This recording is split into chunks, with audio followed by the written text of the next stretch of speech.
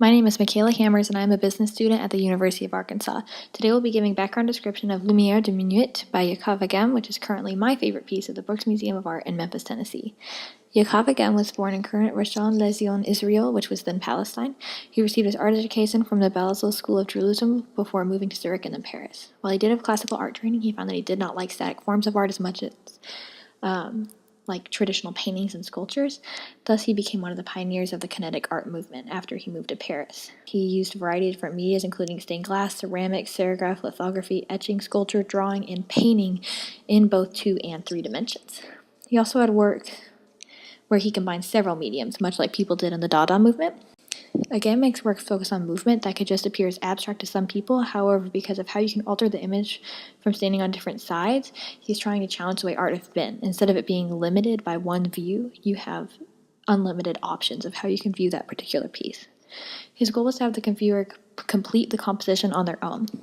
The particular piece I've chosen does not have any particular significance associated with it. It was mostly just, again, kind of practicing the style of art that he had been working on. Lumière de Minuit is heavily influenced by formalism, much like several works by Agam, which do actually use a lot of the elements. This piece is 3-dimensional in the medium of oil paint on metal. However, instead of using the oil's paint characteristics to do traditional things like shading, he instead kept everything blocked out into its distinct color. The 2 most easily identified elements in his work are color and line. The colors are useful in the illusion. The metal is bent like an accordion, and every left diagonal has its own specific design of black and white lines and shapes. However, the design on the right is all colors and instead shapes within shapes. He was able to utilize these particular elements to make a popular optical illusion piece. This piece emphasizes the art principles of movement, emphasis, and variety. It makes you want to move side to side continuously to search for new things that you may have missed before. However, Lumière de Minuit has movement in the lines of black and white side, where you want to be standing on one complete side to see all of the black and white. Your eyes will naturally follow the contrast of the white lines on the black background. One could also argue that the white lines against the black background is an example of emphasis. There's also a lot of variety. Not only are there 2 completely different design planes on this piece, they are both completely different detail and color-wise. One thing that makes this piece so captivating is the fact that no one area is the same, giving you many different things to focus on. There are a couple methodologies that can be used to analyze this piece of art. Lumière de Minuit can be analyzed using both the formalist and the biographical viewpoint. Formalism has to do with the formal elements of art, as we did mention above. It does have blatant examples of several of these basic elements. It shows line, color, and shape. Classic formalism technically takes the context and purpose out of the piece out of the equation.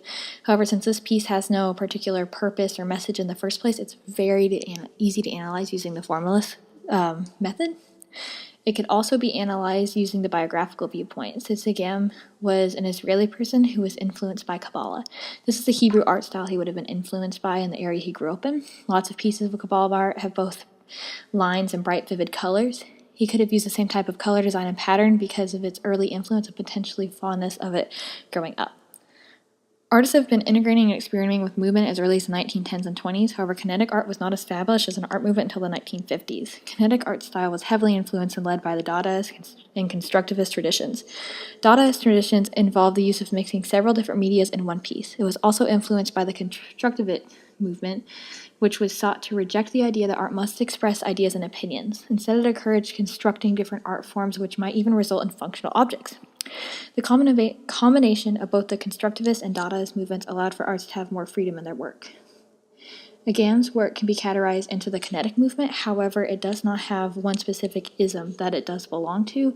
Instead, as mentioned before, it's just influenced by the formalist art, Kabbalah, which is Hebrew mysticism.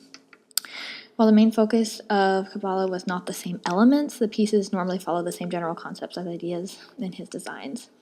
Since Agam was a kinetic artist, he was influenced by other popular kinetic artists at the time.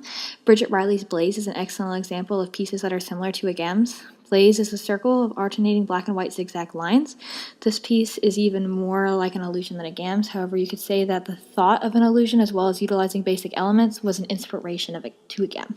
I do really love Lumière de Minuit by Agam, and I do love learning about the history of it and the background, and I hope you've enjoyed learning about it as well. Thank you.